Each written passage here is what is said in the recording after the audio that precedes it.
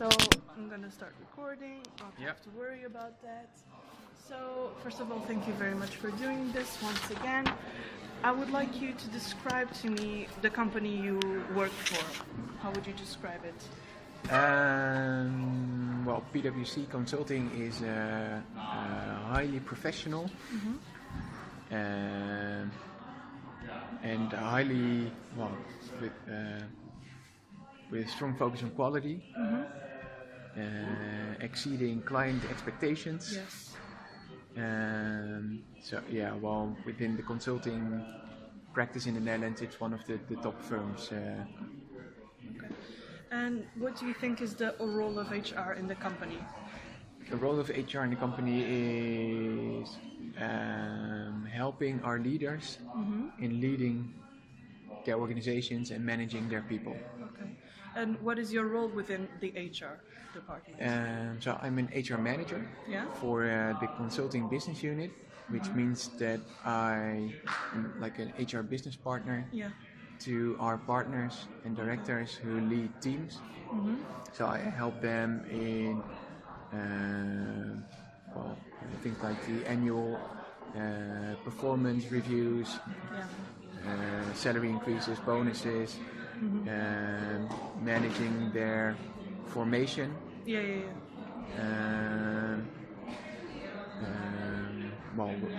managing sick leave.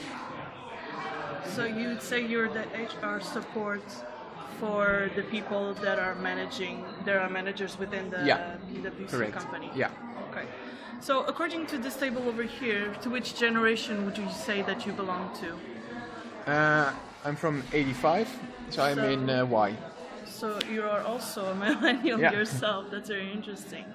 So thinking about some of the collaborators that are born between 44 and 64, so they would be around 75 to 55 years of age, how would you describe some of the characteristics that they have? So what age are they? So between 75 and 55.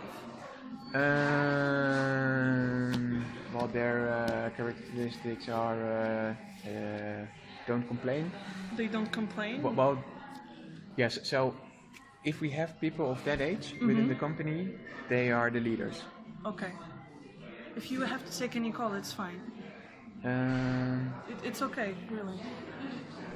Okay. No, it's... It's okay? Yeah. Okay.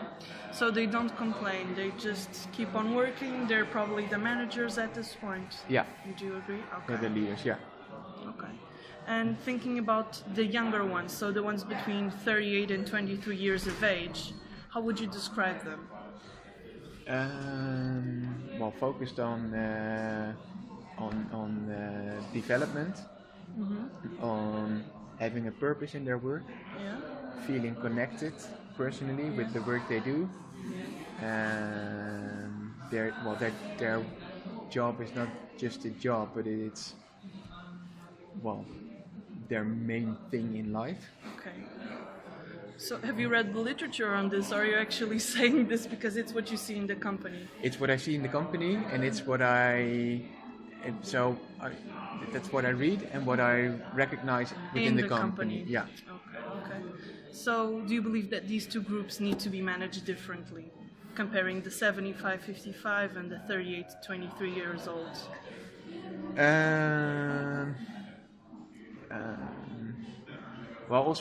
Within those groups, there's also differences. So you can't treat a whole group based on what you expect from the group. Okay. So I say people need to be managed the way the individual needs to be managed. So it starts with, who is sitting in front of me? What are the personal needs? And then after that question, you will see that there are groups. But if you treat everyone the same, by focusing on what does this individual need, and so that's the same approach going for everyone. Within these years of age, how would you said that if you go there you can describe some smaller groups within those groups of age, like what would you use to characterize those groups, or how would you define those groups, if there's anything like that? Well, the first thing that comes into mind is well, the focus of people. Are they transactional or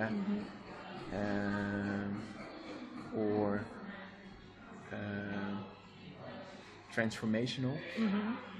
So you don't feel like there's a difference between this generation we're talking about, which, by the way, we're talking Gen Xers, baby boomers, sorry, Yeah.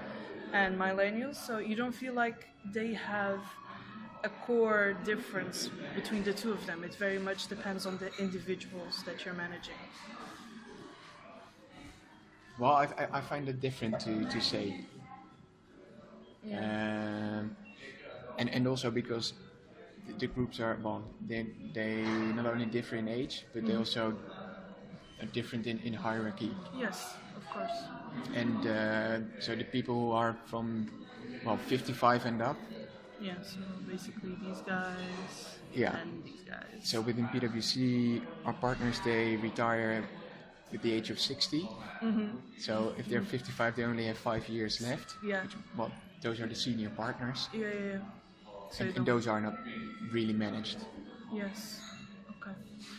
And looking at the younger layers, or at least the people that are coming into the company, or as at the company as a whole, would you say that retention is a problem that PwC or the company is facing currently? Retention of talent? It always is. It always is? Sorry? You're saying that retention is always a problem? Yeah, or always a risk. But we don't see that retention is higher now with millennials than it was 5 years ago, for instance. So what would you say that there's a difference? So would you say that the retention is lower, the same? Roughly the same. Roughly the same. Yeah. And what do you think this is due to? Why do you think that the retention is such a big risk in consulting, or why is it a risk? Well, why is it always a risk? Yeah. Take out the always. Yeah. So in general, why is retention a risk in this business? It takes a while to train people. Yes.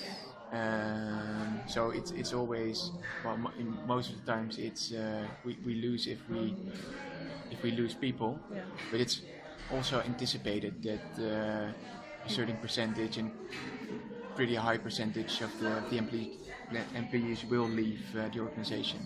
Okay. Can you share with me a couple of measures that are currently in place to increase retention rates, or not really? Yeah, well, one of the most important ones is for talent management. So making sure that our employees have regular conversations with their leader, with their, we call it a career coach. Yeah. See, well, what projects are they working on, what are their development needs, how are those linked to each other, are they still doing the right projects, should we change something there, what training do they want to do, what do they need coaching. Would you consider that measure has been sufficient and efficient in terms of increasing the retention rate, or not really?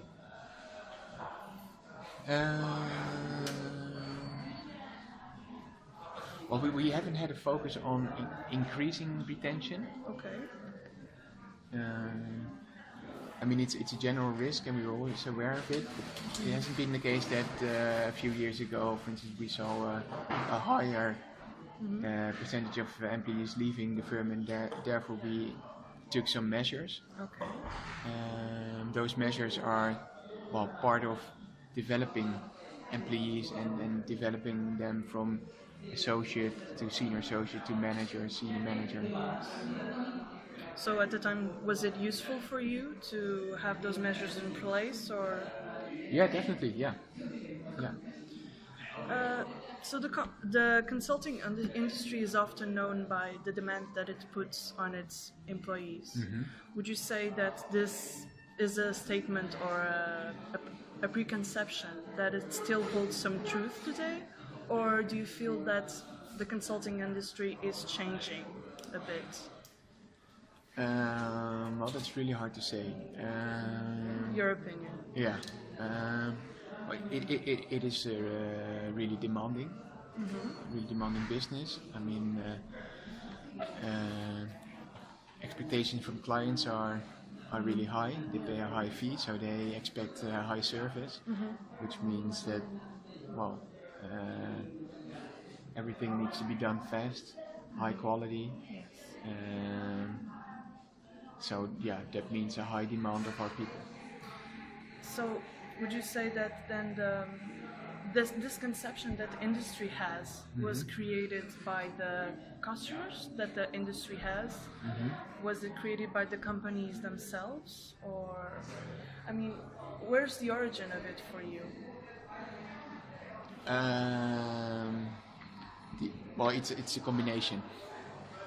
Of course it's the customers' expectations, but it's also the drive that our people have, the high expectations they have for themselves and have for each other. So it's a combination of both. Yeah. I was going to ask you that.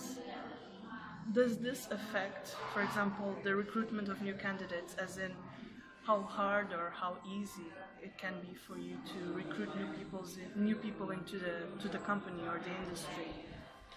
Yeah, well, what I hear from that's from the older people within the organization who struggle with the new generation. They say, well, when we chose to become a consultant, we chose the consultant lifestyle, which meant traveling a lot, sleeping in a hotel, opening up your laptop in your hotel room, having a nice BMW lease car, and getting a nice bonus at the end of the year, and well, feel busy, pressure, doing cool projects with cool clients, and really doing the lifestyle and being okay with that your life is just your work.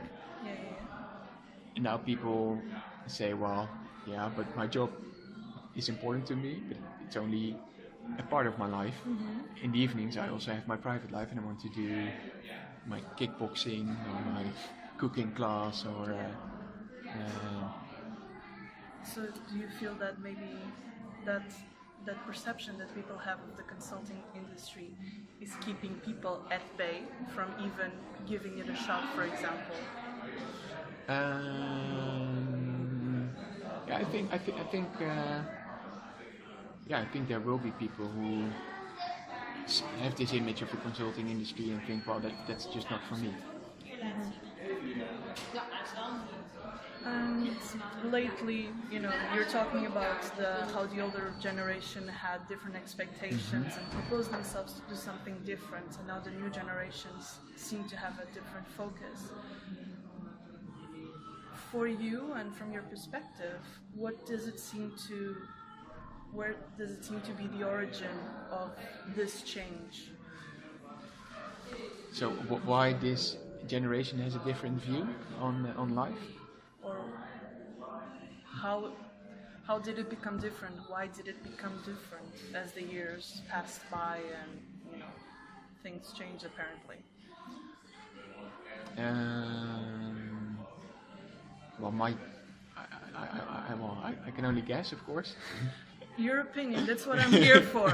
You're the expert. Well, I feel that 10, 15 years ago, you were a winner if you told people at the birthday party that you worked really hard or couldn't make it because you were important or doing important client work.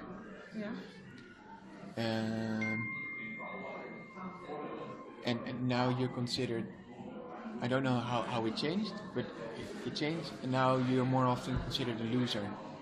If you dedicate yourself to your job. Yeah, and if you take the pride in life from the pride you take from your job. Any guesses on your hand, like why did this happen or why did this change? No, I don't know. Okay, It feels like it's the culture. I mean, you are as respected. People find you as interesting if you tell them on a birthday party, well, I quit my job as a financial consultant and I am now an artisan bread maker because that's where my passion is. Yeah, I do understand. And then people find you interesting and wow, that's cool. And I think that's different from like 10 years ago. Yes, for sure. Given you told me a bit back that retention is always a risk in consulting, that you have to invest in people, and there are always people leaving and coming back. Do you feel that as of lately, with the new generation coming in, this has become even more emphasized? Because I don't know why, but it's harder for you to get employee loyalty to the brand, to the company, so you see the retention rate going up or something like that you didn't see as much in the old days? No, we don't see it in the retention rates. Well, but it's also because we need to be more flexible with staff. So before they leave, they will complain or start a discussion. Yes. And then, well, our leaders feel that they need to accommodate people a bit more now than they used to, like 10 years ago, to prevent them from resigning from their job. So you would say that this drive for change has come more from the employee side than from the employer's side? Yeah. It happens naturally. It happens more naturally, like or just an employee. It didn't work that way that we saw retention going up, thinking, oh, what do we need to do? Oh, we need to focus more on flexibility for people. Yeah, of course. But before people resigned, they flagged, I need more flexibility in my work. Of course I can work really hard and abroad for a month or 2 months or 3 months, but then after that I need to, I want a client in Amsterdam or somewhere closer to home. So that's where we find more flexibility. And has it been harder for the company to find, for example, talent that matches your criterion when it comes to recruitment as of lately, or not really? I don't have it in the numbers, but we do get a sense that it's a bit harder. Also because the consulting lifestyle is not as cool anymore as it used to be. Yeah. So would you say that retention or not retention, the pipeline, the talent pipeline, it's something that can concern the industry or the company in the future? Yeah, I think so, yeah. Okay.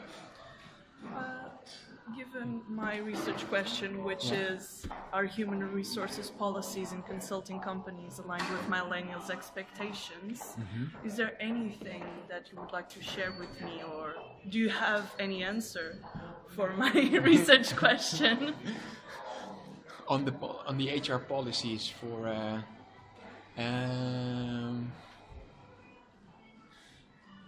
I think HR policies are like flexibility, but most important reasons or arrangements are not in the HR policies, but is in the business itself, in the work itself. And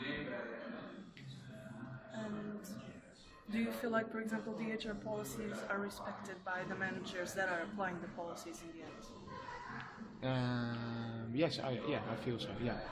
So do you feel like the policies that are being created are being valued as they're being seen as a good tool, a tool that helps them performing their job, and not just something else that they need to do, an extra something?